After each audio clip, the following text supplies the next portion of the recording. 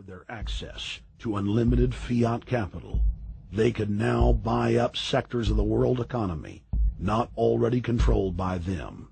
For over a century, the Anglo-American establishment had worked to bring the world system to this point: artificially engineered global bankruptcy. In an address before the Trilateral Commission in June of 1991, David Rockefeller laid out the elite's ultimate goal. The supranational sovereignty of an intellectual elite and world bankers is surely preferable to the national autodetermination practiced in the last centuries. Now that the bankers were holding the world hostage, they issued their ultimatum.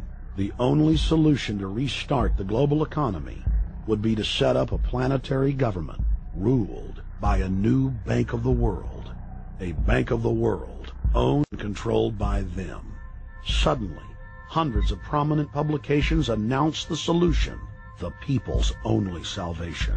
Time magazine, in an article titled "The New World Order," said that the new super bank would control the world's currencies and set interest rates, and that the new bank would, quote, knock the heads of bad countries like the United States.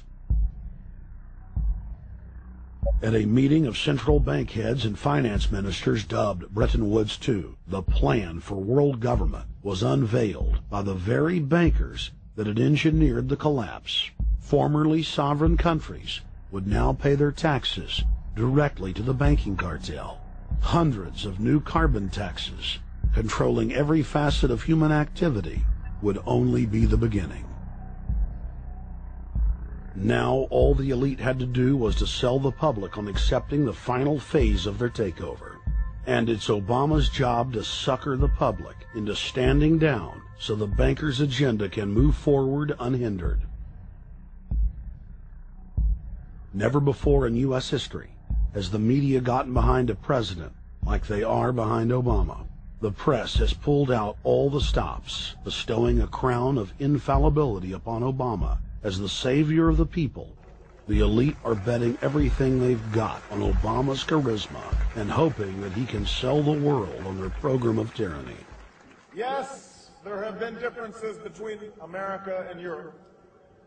No doubt there will be differences in the future. But the burdens of global citizenship continue to bind us together.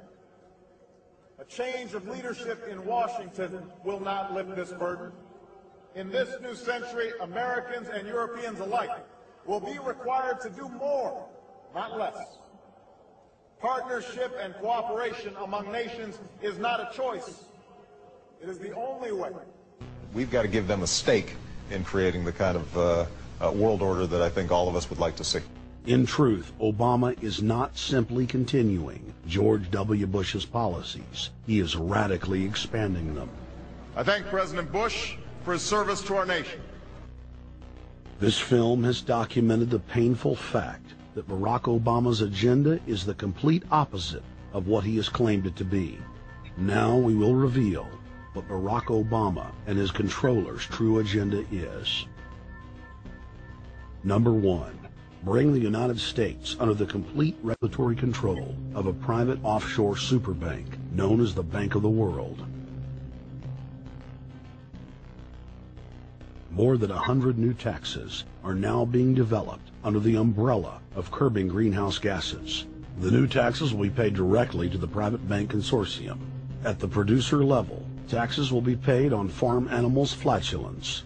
At the consumer level, there will be carbon taxes on all forms of meat, beef, poultry, pork, and fish. All cars will be fitted with satellite tracking boxes that will tax driving by the mile. And an added tax will be placed on all fossil fuels, including motor oil and natural gas. All plastic products will have a carbon tax added. Outdoor space heaters and fireplaces are to be taxed. All electricity produced by coal-powered plants will be taxed. Under the cap-and-trade system, citizens will be forced to pay taxes on thousands of products to private cap-and-trade services owned by Al Gore and other elitists. There will be taxes on light bulbs, water, trash pickup, air travel, train travel, bus, ship, medicine, steel production, mining, clothing, laundry, asphalt are just a few of the new taxes to be levied. But to truly transform our economy, to protect our security and save our planet from the ravages of climate change, we need to ultimately make clean, renewable energy the profitable kind of energy. So I ask this Congress to send me legislation that places a market-based cap on carbon pollution and drives the production of more renewable energy in America. That's what we need. The notion of anthropogenic global warming is a fraud. In other words, the idea that the planet is getting warmer and that human activity is somehow responsible is a pseudo-scientific fraud. It's a big lie. It's a monstrosity. Remember the Nazis, they had race science, race hygiene. They said Aryan blood is different from any other kind of blood. This was, of course, idiocy, a fantastic piece of nonsense. Today, we got something similar. Global warming caused by human activity. And the answer to that is carbon tax plus cap and trade, according to the wishes of Al Gore, Prince Charles, and basically the entire world banking community, the world oligarchy. What they're trying to do with that is to perpetuate the current system where bankers rule the world, financiers rule the world, and the rest of us get the crumbs from the table. But remember, if you try to put on cap and trade and a global warming carbon tax with the idea that you're going to save the polar bears, what you're going to do is destroy human society. You're going to cause genocide on a massive scale. The deaths will be measured in the hundreds of millions and indeed in the billions. Just the idea of global warming means that there'll be no development for Africa, no development for the poorer parts of Southeast Asia, and no world economic recovery of any kind ever in our entire lifetime. So it's important to expose and fight the pseudo-scientific fraud of global warming. One more point about this. You don't need a climatologist to know that this stuff is a fraud. I'm a historian. I can tell you, in the last 1,000 years, we had a period of very warm temperatures called the medieval warm period, where all kinds of grapes and semi-tropical stuff was growing very far into the northern hemisphere. That was about 1100, 1200. It happened to correspond with an all-time maximum of sunspots. Right now, we can say that we're going into another maximum period where there'll be some warming, but we're well within the limits of the medieval warm period. About 1600 to 1650 was an ice age in northern Europe. The North Sea was filled with ice. The German and Dutch ports and the English ports were filled with ice. That corresponds to an all-time minimum of sunspot activity, the Spörer minimum and the Maunder minimum. So this has largely got to do with solar activity. We can see that other planets, not just the Earth, are warming slightly as a result of increased solar activity. But we're well within the minimum. So what the oligarchs claim to be an open and shut scientific case is a piece of pseudo-scientific nonsense, and it should be rejected. Number 2.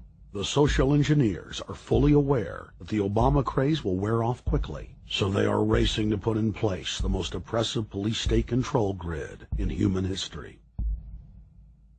20,000 battle-hardened regular Army troops are now being deployed to patrol the streets of the United States.